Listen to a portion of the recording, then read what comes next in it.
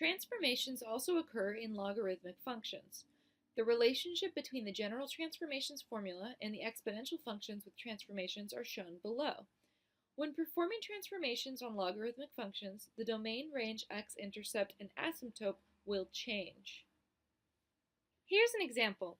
Let f of x equal log base 2 of x, which is this graph here in red.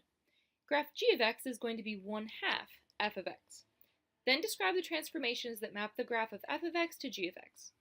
Alright, so what we're going to have here with this 1/2 as a coefficient is vertical shrinking. So the points here are going to shrink towards the x-axis. This point, 2, 1, is going to shrink down to 2, 1/2, because if we plug in 2 for x, we are going to get a y value that is half of what it was over here. So because this was 2, 1, we take this 1 divided by 2, and we get this point here, 2, 1/2. For this point, 4, 2, we take the y value, divide that in half, and we get 1. So this point is going to shrink down to there, 4, 1. So our new graph looks something like this. And you'll see the x-intercept is going to be the same. It's going to be 1 here and here. That does not change. And here we go. Let's analyze the function. So here is our graph. The domain is going to be numbers that are greater than 0 all the way over to positive infinity, but not including 0, because this is the asymptote. So this purple line will never actually touch the y-axis. So our domain is going to be from 0, with a parentheses, not a bracket, to positive infinity. The range will be all real numbers. So that's from negative infinity to positive infinity, because eventually this line will hit every positive number, and this goes down to every negative number. The x-intercept is right here at 1, 0. The vertical asymptote is the y-axis here at x equals 0. And it's increasing because from left to right it goes uphill. So it is increasing. And there we go. Here's another example. Let f of x equal log base 2 of x. Graph g of x equals negative f of x plus 2. Then describe the transformations that map the graph of f of x to g of x. Alright, so we start with this point here, 2, 1. When we plug 2 into f, we get 1 as a result. So if we plug 2 in for g of x, we know that this piece right here is 1, since we know that from over here. Then we make it negative and add 2. So negative 1 plus 2 gives us 1. So we still have a point at 2, 1. Now let's look at the other point, 4, 2. When we plug 4 into f, we get 2 as a result. So if we plug 4 in here, we know that this piece here is 2. So negative 2 plus 2 is 0. So the point over here is going to be 4, 0. So we now have a new x-intercept.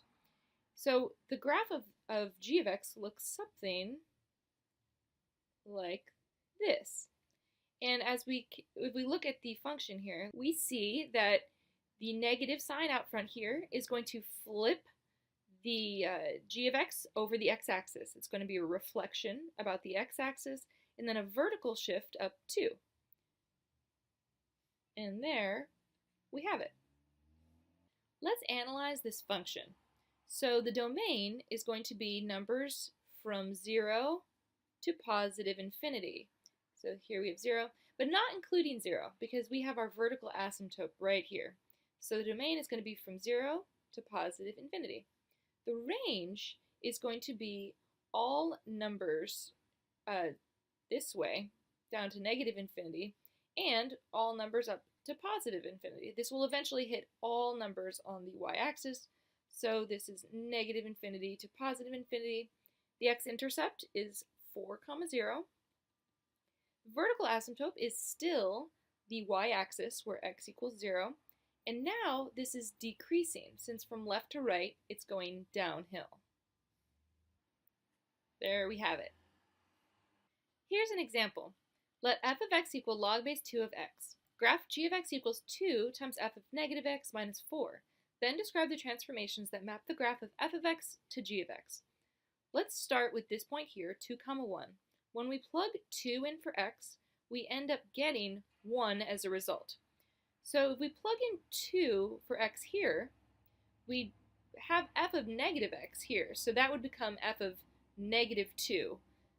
But if you look over here, when x equals negative 2, there is no value to that function there. So this isn't going to work. There's not going to be a point over in this graph when x equals 2.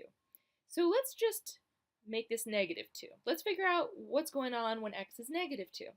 That then becomes positive 2 here. So we're plugging positive 2 because this negative sign here cancels it out. So f of 2 is 1.